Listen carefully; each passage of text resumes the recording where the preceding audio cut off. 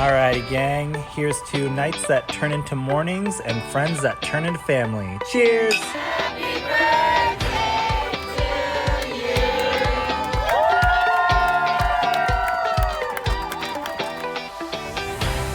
Hello. Welcome to the Friendship IRL podcast. I'm your host, Alex Alexander, and each week we explore what's working and what's not in our friendships, community, and connections. Have you ever wished you could sit down and have a conversation about what is really going on in your friendships? Well, you found your people. Join us as we dive into real-life stories and explore new ways to approach these connections. Together, we're reimagining the rules of friendship.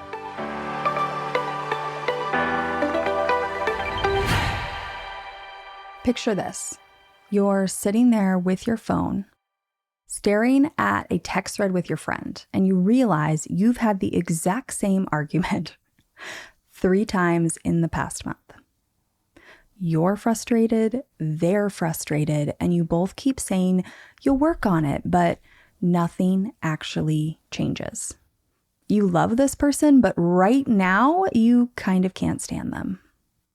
Today, we're talking about friendship pauses. And no, this isn't ghosting. It's not a breakup.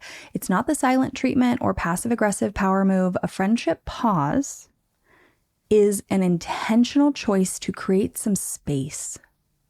Space to reflect, make changes, and do some individual growth.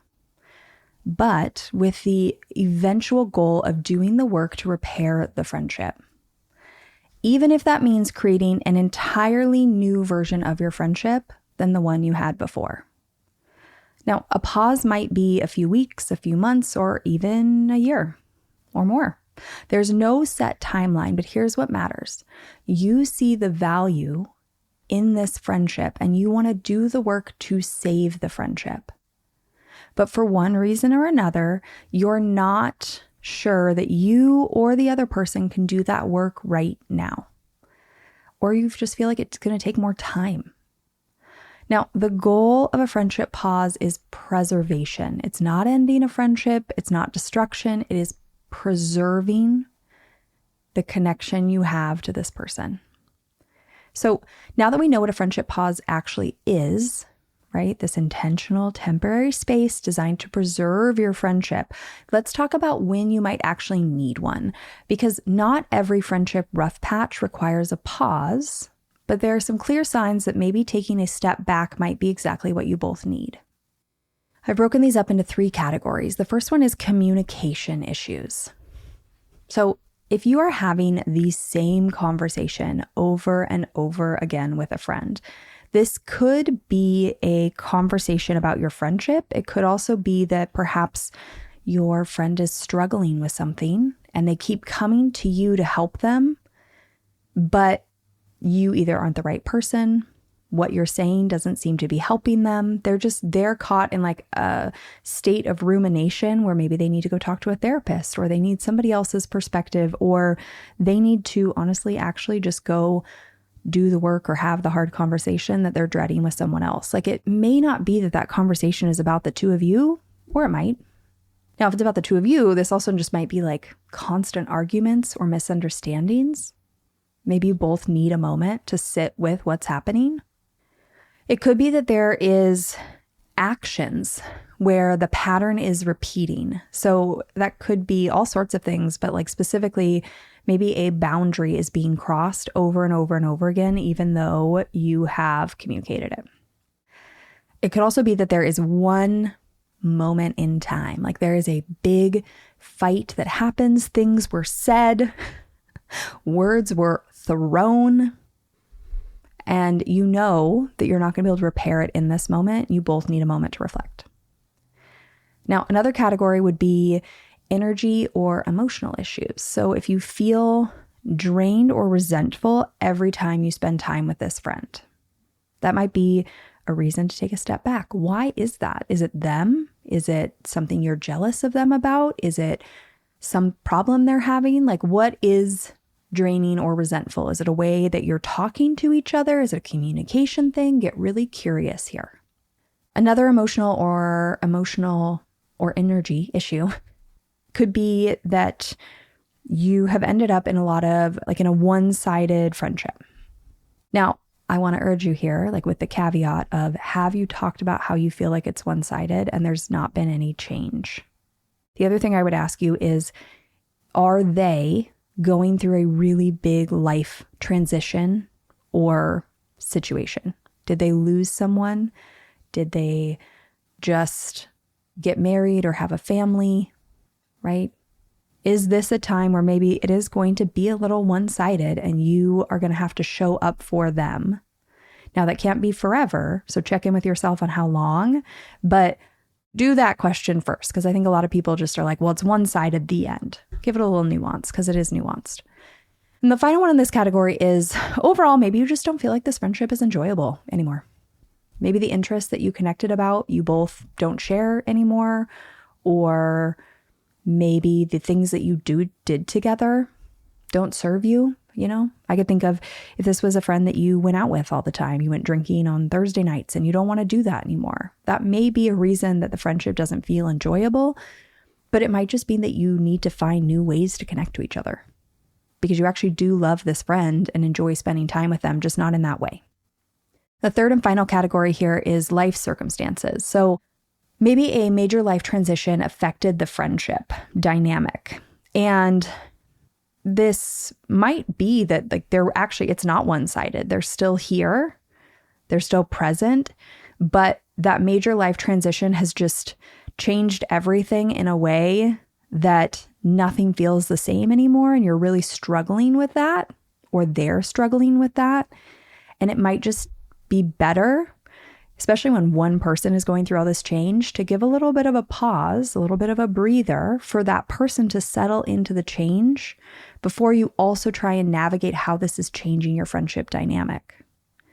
Because if you think about it, this is a side caveat a little bit here, but one of the wildest things about friendship, in my opinion, is that we're in this relationship with this person and we don't normally, I love it when we do, but we don't normally ask our friends opinions of big life decisions, right? We come in and we say hey, I'm moving across the country for work, or I'm in this relationship, and that changes our friendship dynamics.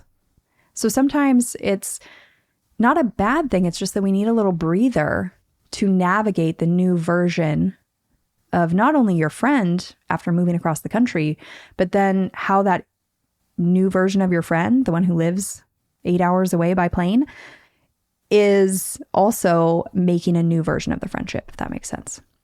Another life circumstance is one, maybe you're both really triggered by something and you can't get out of the reactive pattern. Now, it could be, an example of this would be if you are both in financial hardship and you really want to be there to support each other, right? Because that's what friends do. But it might actually be that because you're both so deep in survival mode right now, you are not the people to support each other, and you need to give each other a little space and lean on that other web of support you have built in your life. Now, if any of those situations sound familiar, you might be thinking, okay, maybe I do need a friendship pause. But before you make that decision, I want to hold you here for a second. I want to ask you a few important questions. Because how you approach this pause and whether or not you should even take one depends a lot on your intentions and your willingness to do the work. Because if you don't do the work, you're probably not going to be able to preserve the friendship down the line. So here are some questions to ask yourself. Number one, check on your intentions. Are you doing this because you want progress, or are you doing this as a punishment? If the goal is not progress, this is an entirely different episode. This is an entirely different thing. This is not well-intentioned to preserve the friendship. Okay? Number two, is this about the friendship, or is this about me projecting other stuff onto this person? So maybe you're having a really hard time and you need to have a big conversation with your boss. And you keep bringing this back to your friend, and you're just really mad that your friend can't support you in the way you want. But the problem isn't actually your friend. The problem is that you are procrastinating having the hard conversation you need to have. That would be an example of that. And then the third question is, am I willing to do the work I said I would do and need to do to eventually repair this friendship? Because if you're not willing to do the work, then nothing's going to change down the line. And this pause probably isn't going to be very effective. And you'll either end up in the same patterns you were before and you'll still be friends, or you'll end the friendship. And those are both, I guess, okay if you're fine living in the same pattern, but you probably aren't if you want to pause. And the friendship ending is totally natural and normal and fine. So that's okay too. The next set of questions are about timing. So something to ask yourself is this a good time? Are they in the middle of a family crisis? Do they have a major work deadline next week? Are we in the middle of stressful holidays and that's triggering all of this? Is it right before their wedding or the birth of their child? The reason I bring that up is because you got to make your choices, right? If the goal is to eventually repair this friendship, then telling someone you want to pause a couple weeks before their wedding is going to make it even harder to repair down the line. Now, I'm not saying it's impossible, but it's going to make it a lot harder. So is there a way, if the goal is to keep this friendship, to make it through the wedding, for example, and then have the conversation on the other side? Again, these are just questions. You can do whatever you want here, but something I would consider. The next thing about timing is, are you in a good headspace to make this decision? Or are you just really overwhelmed or triggered by something in your life right now and it's pushing you to make big drastic moves with things like relationships? And this could be maybe your friend is actually trying to support you. And that's vulnerable and you're not used to it. You're overwhelmed and triggered by other areas of your life. And so you push them away and you're like, we just need a break. Is that what's happening? Can you lean in and open up and let them in a little bit? The next thing is to look at the bigger picture. Is this a pattern you have with multiple friends? Because if so, the issue might be more about you. And I can't answer that question for you right now. But I also want to point out the alternative, which is that might be, if you have the same pattern with multiple friends, it might actually just be that you've built a lot of really similar friendships and maybe you've changed. So I know I use this example a lot, but let's say you had all these friends that you went out with every weekday night. You partied all the time and you've decided to cut back on drinking. You don't want to do that anymore. It might, in that case, not be you per se, but what's happening is you have all these friendships that are surviving on this one activity that you don't want to do anymore. And that's not really anything necessarily wrong with them. It might just be that you need to find new ways to connect with them. You need to see if they want to join a workout class or go on walks, or maybe you spend a little less time with them and you develop some new friendships that support this new style of life you have. But these are all just things to reflect on before you go to one friend and you're like, everything's wrong and we need a pause. Ask yourself these questions. Another bigger picture question is, are you doing this because, in quotes, you can't be a good friend right now? Maybe you have something going on in your life, something just threw a loop and everything, and your friends are trying to support you, but you feel like you were sold this narrative that friendships cannot be one-sided. But if you're the one that is deep in crisis, it's okay to let your friends support you. So if you're pushing them away because you can't reciprocate evenly, that's something to consider. And I always like to flip this around, right? If you are like, well, but I can't give back to my friends, I want you to think of if your friend, let's say, lost their spouse. Wouldn't you want to show up for them? Even if you knew they couldn't show up for you right now, wouldn't you want to be there for them?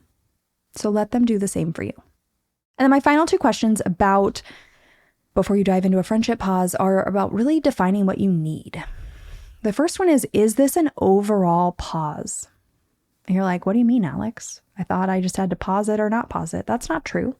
You can pause just one area of your friendship. Maybe you don't hang out in a certain way for a while.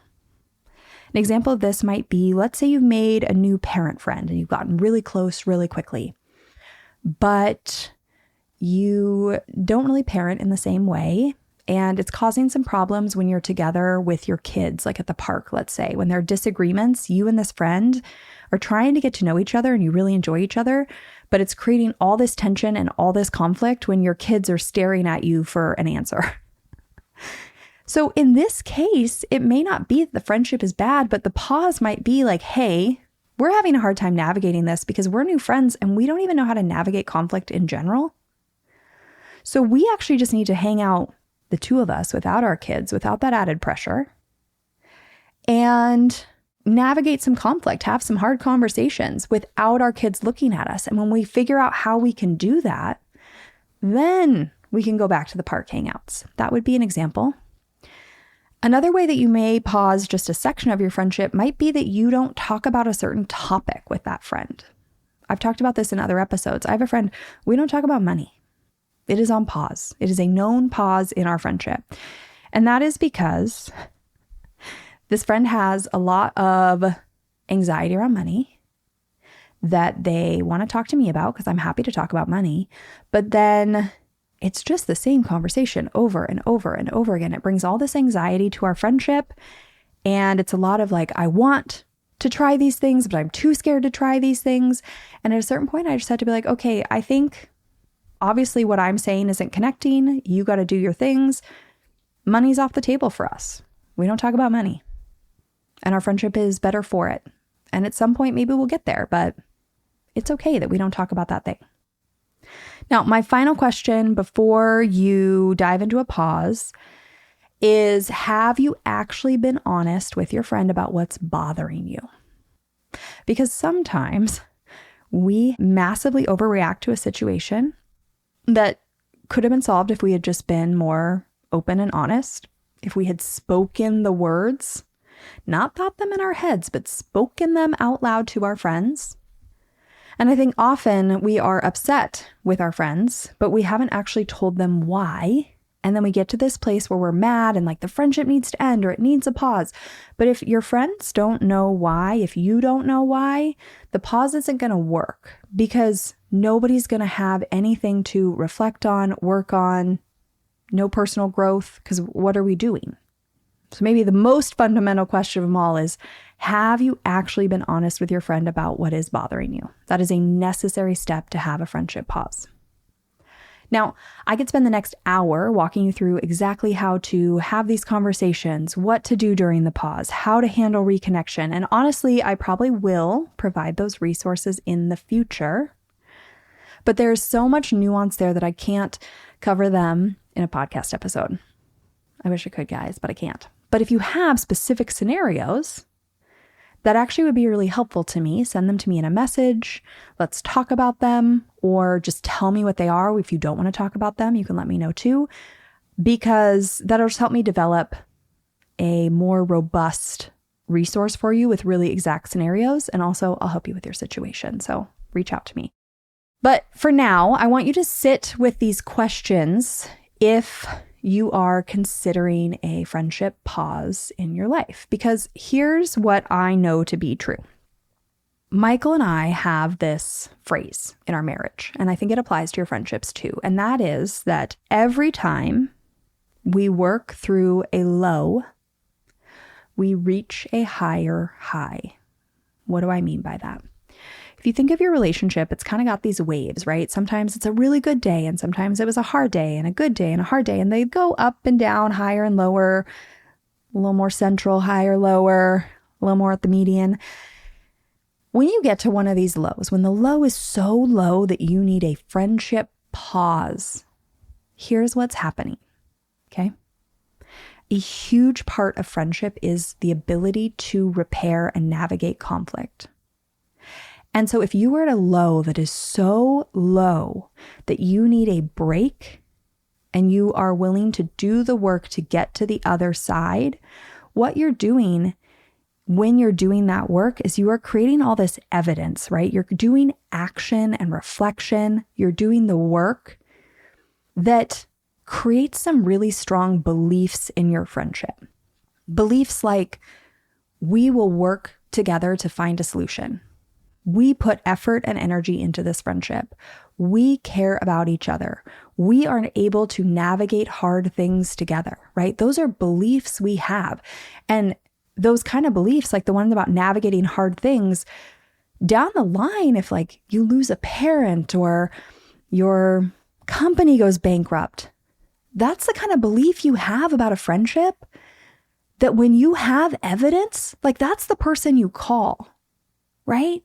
So when you are in that low and you're doing the work, and I say you're reaching a higher high, what I mean is you are developing more evidence and stronger beliefs that will tie you two together even tighter in the future. And so I know that the friendship pause feels hard right now. It feels sticky, and there's all these conversations you don't want to have, and you don't want to do the self-reflection maybe. You're not trusting that the other person wants to do this as well. Will they do the work, right? Your brains can really get in the way here, by the way. Don't let that happen. But if you can push through all that, it is going to make this such a strong, firm friendship and belief in your life. So if you see any possibility of that happening, any value, if you appreciate the connection that way, I'd say do it. Do the friendship pause. And instead of thinking of it as sad, think of it as like a possibility for this whole new version of a friendship that's going to feel even more aligned to your current self. And it's going to just be cemented by these super strong beliefs. With that, I'll see you next week. Thank you for listening to this episode of Friendship IRL. I am so honored to have these conversations with you, but don't let the chat die here. Send me a voice message. I created a special website just to chat with you. You can find it at alex.chat. You can also find me on Instagram. My handle @it's Alex Alexander. Or go ahead and leave a review wherever you prefer to listen to podcasts. Now, if you want to take this conversation a step further, send this episode to a friend. Tell them you found it interesting, and use what we just talked about as a conversation starter the next time you and your friend hang out. No need for a teary goodbye. I'll be back with a new episode next week.